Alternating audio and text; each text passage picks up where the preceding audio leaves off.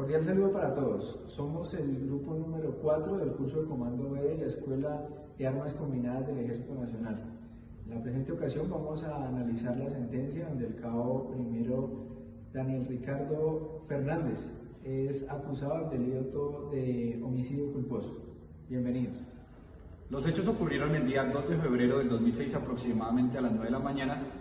en la zona rural del municipio de Puerto Rico Meta con una unidad del Batallón de Ingenieros Albán, agregado en comisión a la 7ª Brigada. El directamente implicado es el cabo segundo Fernández Daniel Ricardo, quien se encontraba de comandante de un puesto de observación y escucha con 3 soldados aproximadamente a 400 metros de la base de patrulla móvil o del área de vivac,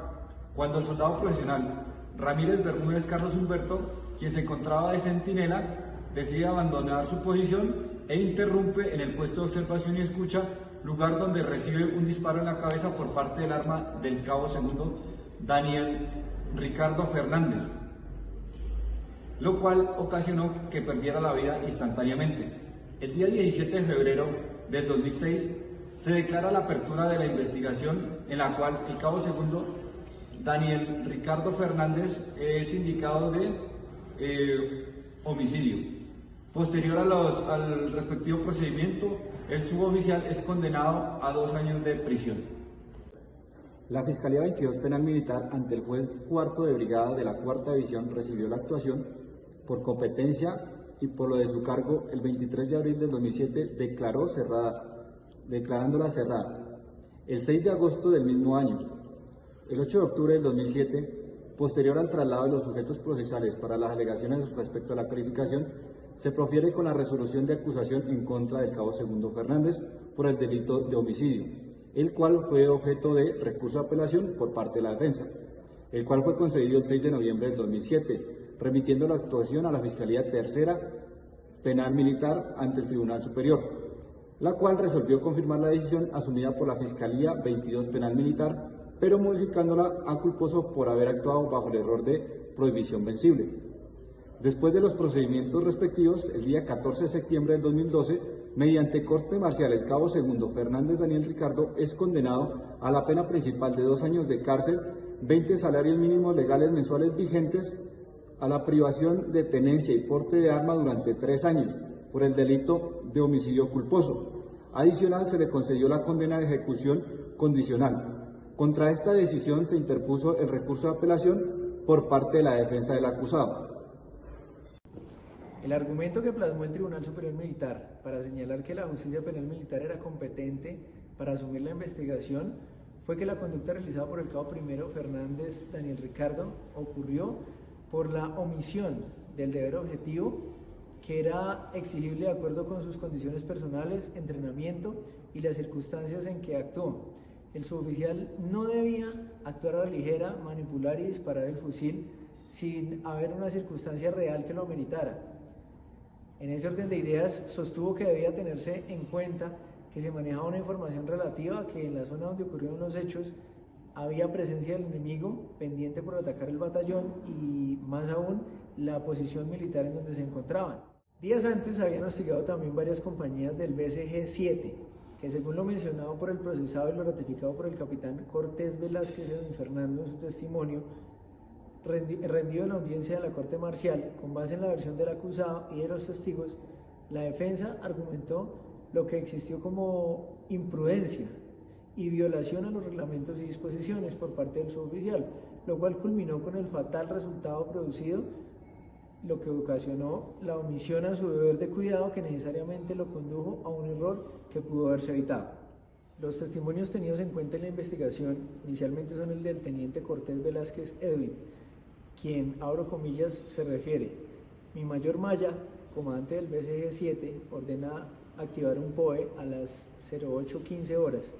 Para ello reúnen los comandantes, el subteniente Reyes Lince Raúl, el cabo segundo Fernández Díaz Ricardo, el cabo tercero Gómez Díaz Omar, el cabo tercero Colmenares Sierra Andrés, quien les da unas órdenes e instrucciones para colocar un POE, los retira para que fueran a informar a los soldados respectivamente el procedimiento militar que iban a realizar. A su vez, el cabo tercero Omar Andrés Díaz Montoya se refiere de la siguiente forma: El día que ocurrieron los hechos, en las primeras horas de la mañana, el comandante del pelotón, el teniente Cortés, reunió a los suboficiales a cargo de la contraguerrilla del pelotón, estando presente el cabo segundo Daniel Ricardo Martínez.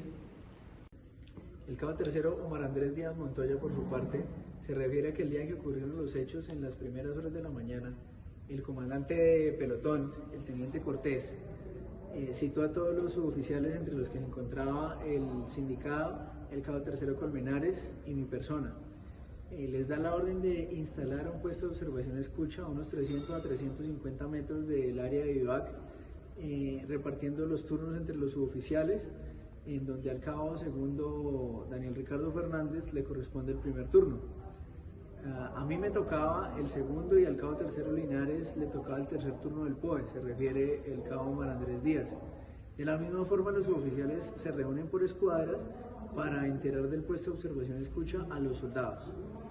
El soldado profesional Adrián Alberto Pardo Lesmes, en un testimonio corto, se refiere a que mi teniente informó a los cuadros y los cuadros nos informaron a nosotros que tomáramos el POE. El cabo tercero Nelson Andrés Colmenares Sierra, por su parte, se refiere a que en horas de la mañana se hizo el dispositivo normal del pelotón y el teniente Cortés reunió a los comandantes de escuadra para dar unas órdenes respecto al servicio de centinela y al dispositivo del puesto de observación y escucha. El soldado en las horas de la tarde también estaba de centinela y me salió por la parte de atrás haciendo un registro del mismo. Entonces le llamé la atención al soldado y le dije que no era para que estuviera haciendo algunos registros a convicción suya. Teniendo en cuenta que el POE es una medida táctica para procurar la detección de alguna situación irregular que debe ser comunicada a superiores generando algunas acciones. Frente a este concepto, el Tribunal Superior Militar preceptó de la siguiente forma, abro comillas: recuérdese que se trataba de un POE que debía atender a una posición privilegiada con abrigo y encubrimiento, de tal forma que pudiera captarse o percibirse una eventual presencia o actividad irregular y capacidad para alertar al superior con la rigurosa exigencia de su posición de observación y escucha. Las obligaciones que les correspondían cumplir al procesado en el puesto de observación y escucha son las siguientes: es la verificación para así procurar distinguir si se trataba de un miembro de la subversión o de las FARC-ONT, atendiendo a las circunstancias concretas que le rodeaban. Segundo, el tener presente la protección a las personas, pues a pesar de traerse de un área de características especialmente conflictivas, no estrictamente quienes circulaban en el área debían considerarse miembros de la subversión. Según lo consultado que señaló el Tribunal Superior Militar respecto a los siguientes conceptos: al uso y a los límites de la fuerza. El principio de proporcionalidad expresa previstamente el artículo 214 superior, ordena que las medidas que se adopten sean proporcionales a la gravedad de los hechos. Dentro, inmediatamente, en virtud del artículo 93 de la Constitución Política, debe examinarse el Código de Conducta para los funcionarios encargados de hacer cumplir las leyes adoptadas por la Asamblea General de las Naciones Unidas, mediante la resolución 34-169 del año del 79, en que se reclama el artículo 1. La actuación de los funcionarios encargados de hacer cumplir la ley en consonancia con el alto grado de responsabilidad exigido por sus profesionales, mientras que el artículo 3 también es la profesión que exige el cumplimiento de la fuerza solamente cuando ésta sea estrictamente necesaria y en la medida que ello requiera el desempeño de sus tareas. Esto significa que no es regla general, sino la excepción del uso de la fuerza. Entre tanto, los principios básicos sobre el empleo de las fuerzas y de armas fuego por los funcionarios encargados de hacer cumplir las leyes, optando por el 8º Congreso de las Naciones Unidas sobre prevención del delito y tratamiento del delincuente, se impone que los funcionarios encargados de hacer cumplir la ley en el desempeño de sus funciones utilizan la medida posible en medios violentos antes de recurrir al empleo de la fuerza y a las armas de fuego.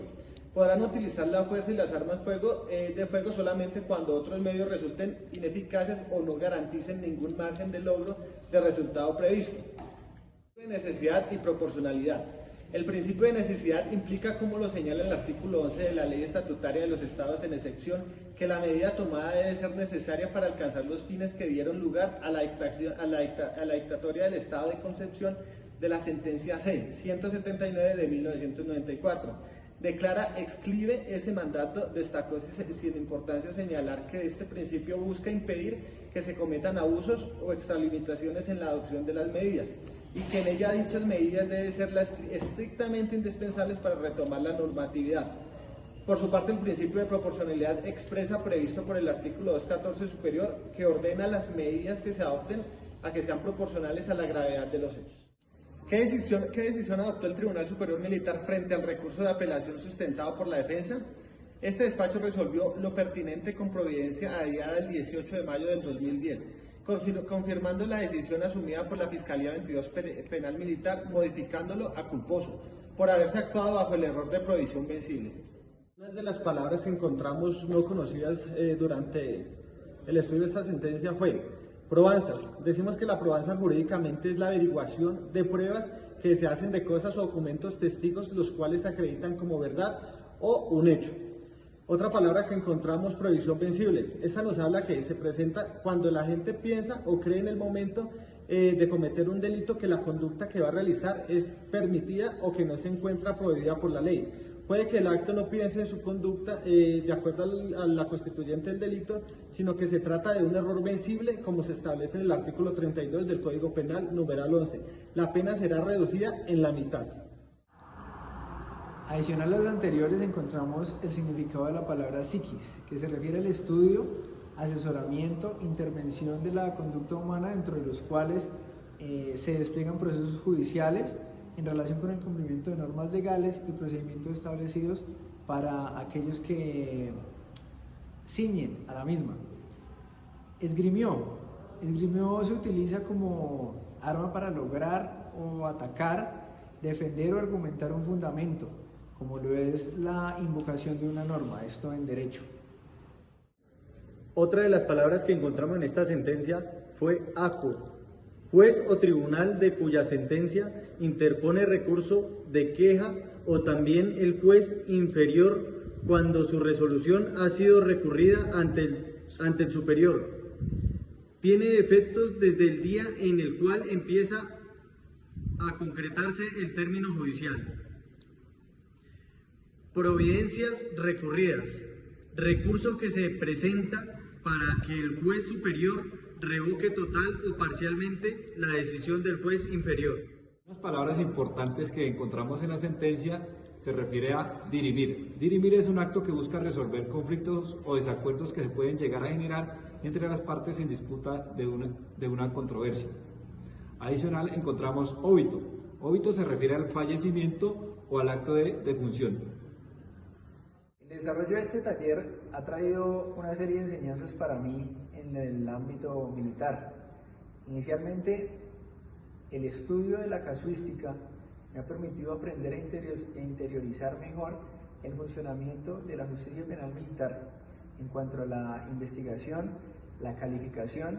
y el juzgamiento de todas aquellas conductas de los miembros de las fuerzas militares y de policía, constituyendo una manera más imparcial de evaluar esos hechos realizados por cada uno de nosotros como integrantes de la fuerza pública, alineado con las directrices, las directivas, la norma, en general la doctrina militar. Eso dándonos un plus adicional a que nos estuvieran juzgando en la justicia ordinaria, ya que al ser juzgados por militares o por personas que conocen de la doctrina militar, vamos a poder esperar una mejor respuesta y un fallo más imparcial y justo. Bueno, hablando de la importancia que nos trajo a nosotros el haber leído esta sentencia y ver los casos externos de situaciones que pasan normalmente en nuestro ejército, hablamos que nosotros como comandantes debemos de tener el conocimiento, el marco legal y la responsabilidad bajo todos nuestros actos y ser claros con todas las órdenes que le impartimos a nuestros subalternos, ya que es muy cierta la frase que tenemos, que el desconocimiento de la norma no nos exime de la responsabilidad. Esto es muy cierto porque nosotros a veces por actuar de mejor forma lo que hacemos es de pronto realizar situaciones negativas que en un futuro nos va a ver siendo afectadas en nuestra carrera para situaciones de pronto de ascensos y especiales. Eso lo veo que es muy importante. A mi vida personal el desarrollo de esta sentencia,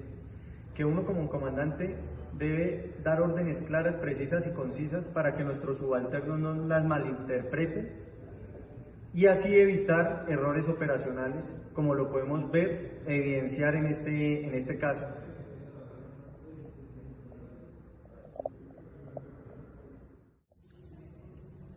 Para terminar, debemos recordar que el desempeño del rol militar demanda una serie de requisitos, es decir, una preparación constante.